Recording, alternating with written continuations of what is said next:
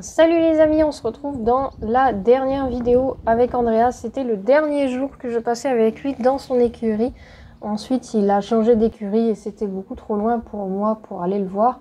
Donc du coup, on le reverra peut-être si il revient faire un stage avec moi, avec sa propriétaire. Sinon, on se reverra en tout cas plus aussi régulièrement que jusqu'à présent. Donc là, c'était la dernière séance.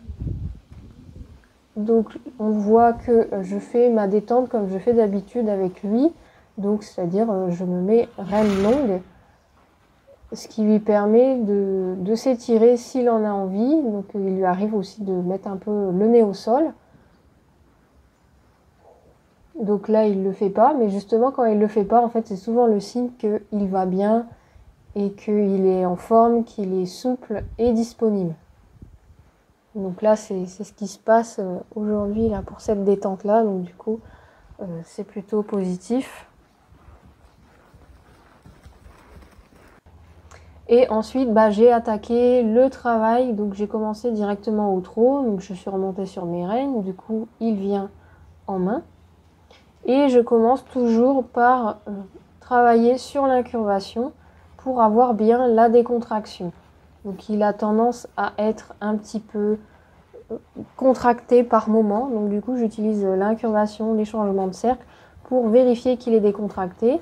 Et donc du coup, je le vérifie par le contact que j'ai sur les rênes. Est-ce que le contact est léger? Par l'incurvation, parce qu'en général, quand il est contracté, il va vriller la nuque. Il va être lourd sur une rêne. Donc là, je change de pli. Je commence à complexifier un petit peu. Je passe d'un pli à l'autre. Et le fait de passer d'un pli à l'autre, ça me permet de vérifier qu'il est léger pour passer d'un pli à l'autre, parce que j'ai passé beaucoup de temps à travailler ça. Effectivement, il avait tendance à, dès que je voulais changer de pli, j'avais beaucoup de résistance sur la rêne et la nuque ne pliait pas tout de suite. Une fois qu'il avait plié, il était léger, mais le fait de changer de pli, passer pli à droite, pli à gauche, c'était assez lourd, assez désagréable pour moi. Donc du coup, là, c'est ce que je travaille. Sur le 8 de chiffre, je fais plusieurs changements de pli. Et là, je passe sur une épaule en dents. Donc je rajoute la jambe gauche, qui se contracte un petit peu sur la fin. Donc tout ça, c'est pour vérifier sa disponibilité. Quand je change le pli, est-ce que ça vient tout seul? Si j'ajoute ma jambe à la sangle, est-ce que ça part en épaule en dents? Et idéalement, que le cheval garde le même rythme dans le trot en passant en épaule en dedans. Hop là, il se contracte beaucoup sur la rêne droite. J'ai du mal à le conserver. Et dès que je reviens sur le cercle, tout de suite, ça va mieux. Donc c'est là qu'on voit les petites limites et les choses qu'il y a à travailler. Donc bien sûr, c'est pas encore parfait avec lui, parce que la perfection, ça n'existe pas. Mais on est quand même déjà bien avancé dans le travail. Voilà, on refait un peu l'épaule en dedans. Voilà, vraiment sur l'épaule gauche en dedans, ça se passe beaucoup mieux que sur l'épaule droite. Change de pli. Voilà, exercice suivant, j'étais passée sur... Donc là, je suis en champ dedans. Voilà, un demi-cercle en champ dedans. Et je reviens à la piste en appuyé au pas, tranquillement.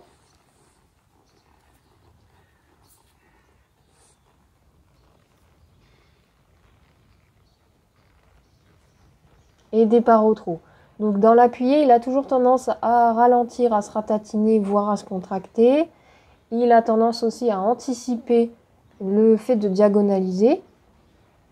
Donc du coup, là, je fais plutôt des départ au trot pour avoir un peu plus d'impulsion. Donc là, je suis en tête au mur, très légère, en champ dedans.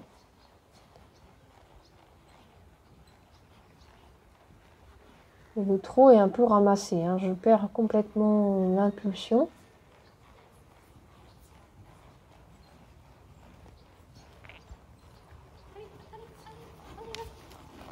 Voilà, je retrouve un petit peu d'impulsion, là c'est un peu mieux. Et appuyer, revenir à la piste.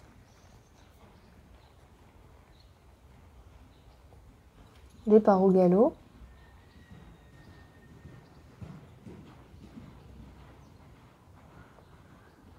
Donc le fait de faire un déplacement latéral et revenir à la piste et demander une transition, c'est quelque chose de bien pour développer l'impulsion. Au moment où on a le déplacement latéral, on a un postérieur qui croise et à ce moment-là, on demande la transition. Donc ça développe beaucoup la propulsion. Donc là, toujours en champ dedans.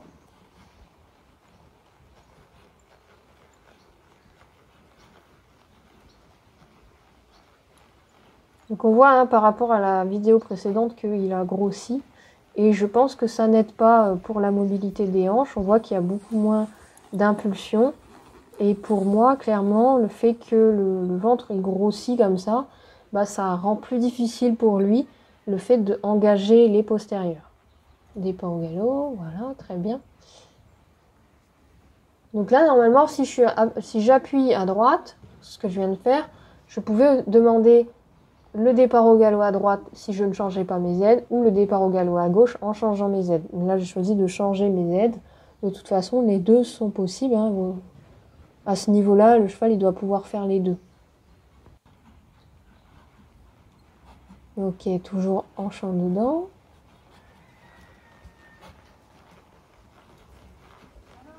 Non, là, il anticipe le départ au galop. C'est pas ça que je veux, il désorganise un petit peu.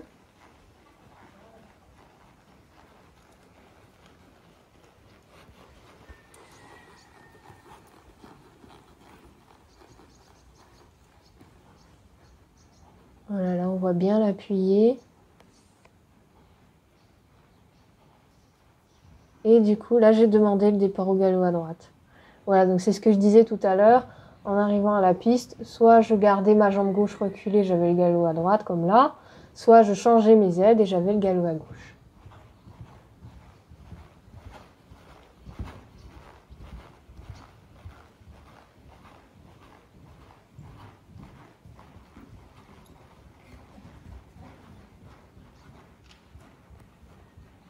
Voilà, transition au trot un petit peu chaotique. Et je suppose que je vais faire la même chose à l'autre main. Sauf si je l'ai déjà fait.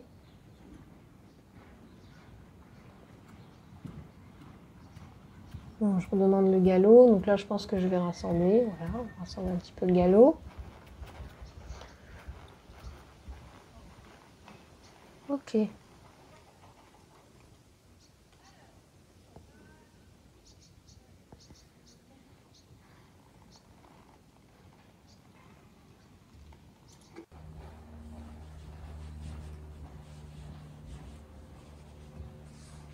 Voilà, donc là, on est au galop à gauche, rassemblé.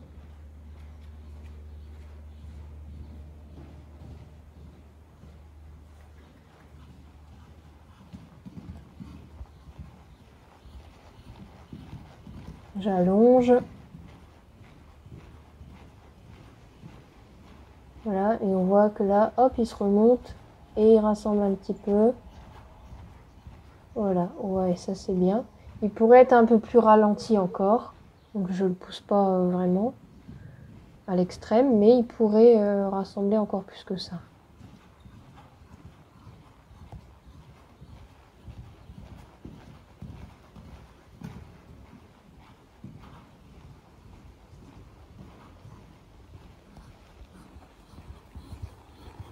Appuyer.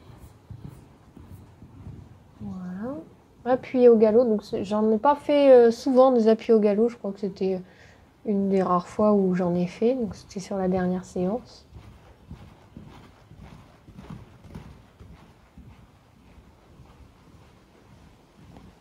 Donc là, en fait, ce qui se passait, c'est qu'il y avait aussi beaucoup d'impulsion au galop. Donc je cherchais à avoir canalisé cette impulsion. J'étais pas encore très au point sur le tracé, mais bon, comme le galop à faux, ça pose pas de soucis particuliers. J'étais en même temps en train de réfléchir au tracé que je vais faire pour faire ce que je veux faire.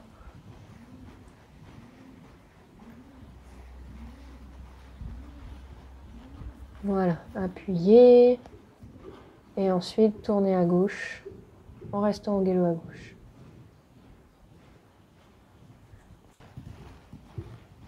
Et là, même chose, appuyer à droite.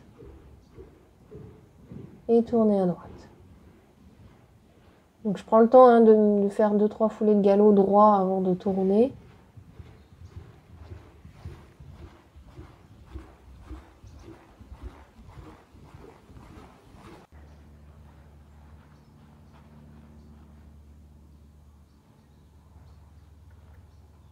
Voilà, ensuite c'est la diagonalisation. Donc là j'ai fait à partir du reculé.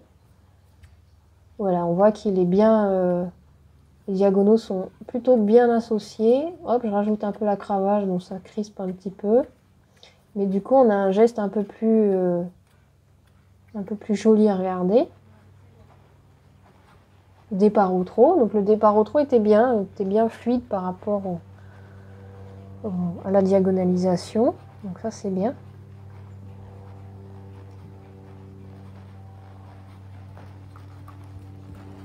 Un allongement.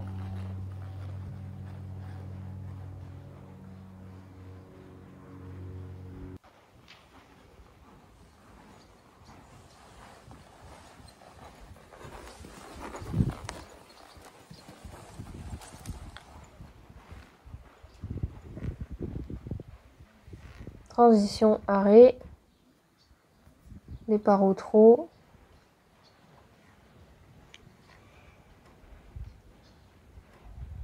Transition arrêt, reculer, diagonaliser. Ouais, en avançant un petit peu, ça c'est bien. Il a tendance à venir un peu sous lui sur les antérieurs.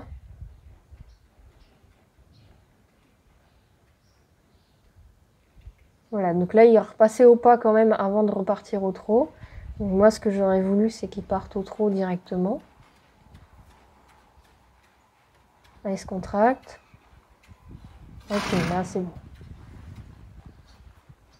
Voilà, ça c'est bien. Ça c'est bien, donc d'habitude, quand je l'amène comme ça à diagonaliser, il a tendance à se contracter et du coup, à faire des posés latéraux au lieu de faire des posés diagonaux. Et là, il a fait bien des posés diagonaux, donc c'est pour ça que j'ai relâché les rênes tout de suite après. Et ensuite, on était parti un petit peu dans la forêt, dans les chemins, pour se promener. Donc voilà, j'espère que cette séance vous aura plu. C'était la dernière avec Andreas, enfin en tout cas pour l'instant. Et j'espère qu'elle vous a plu. Si c'est le cas, n'hésitez pas à mettre un pouce bleu. Si vous avez des questions, vous pouvez les poser en commentaire.